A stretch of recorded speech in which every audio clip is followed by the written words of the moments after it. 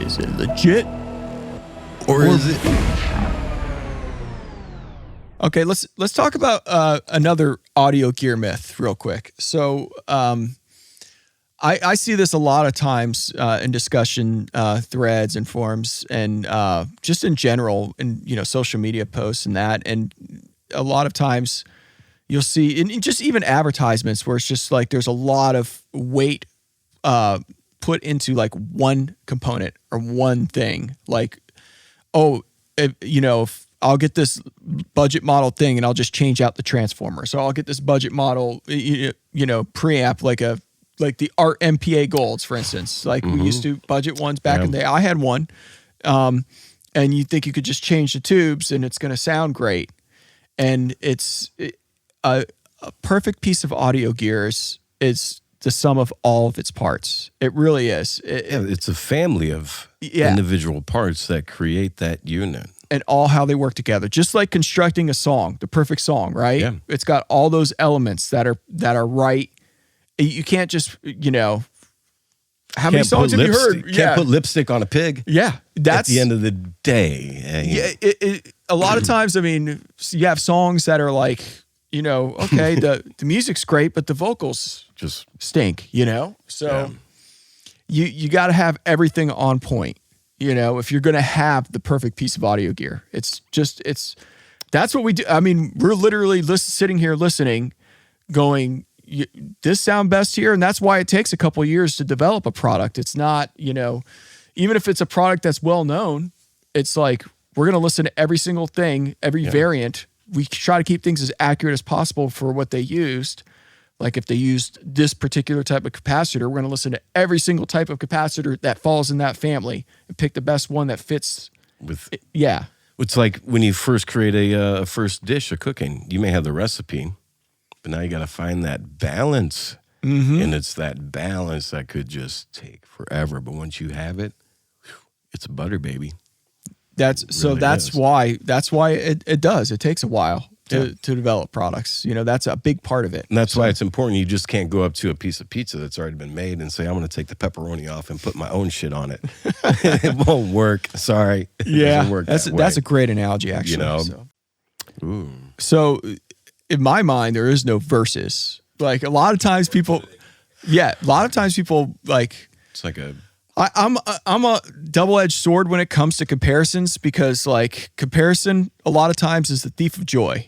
It is. I do feel that way, but I know people want to know, this is a brand new preamp circuit. They want to know where it falls relative to other things, which, Drop the knowledge. Yeah. And we try a little bit to describe it in the product description that, the old British preamps, two preamps, but it's got an American flavor to it as well. It's something that's just unique in its own thing. And you're only going to get it with the Golden 58. And we compare it to the British preamps. The EF86 doesn't have the same bandwidth that the 5879 has. Even though it was developed, I mean, the bandwidth specs on those are it's for our for audio, audio where you're trying to get a full frequency range, that's the better tube to use. Yeah. So that's why we actually call it Golden 58, because they're golden, Oh, they are. And I see them right over there sparkling too. We're talking through them. So and we did our first few episodes on the V1290. And I mean, I love those things. I've always been a fan of the 1073, the original. And when I first plugged in my voice into that 1290, I shit my pants.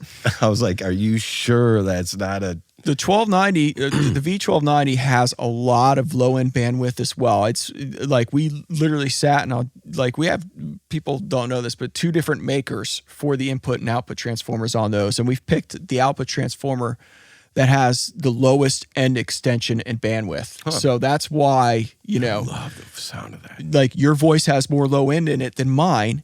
Yeah. And you will hear that come through on the V1290. That's why people are like, whoa, because the V1290, straight up with an SM7 like we're using, much better preamp to pair in the sense of gain. Yeah. You're going to get, enough gain from that. Right now we have to kind of use some tricks to get, nothing crazy, but to get enough gain More to use these SM7s.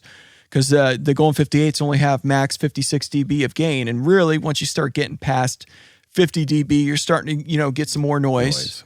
So, you have to use, a cloud lifter type circuit or gain up your interface.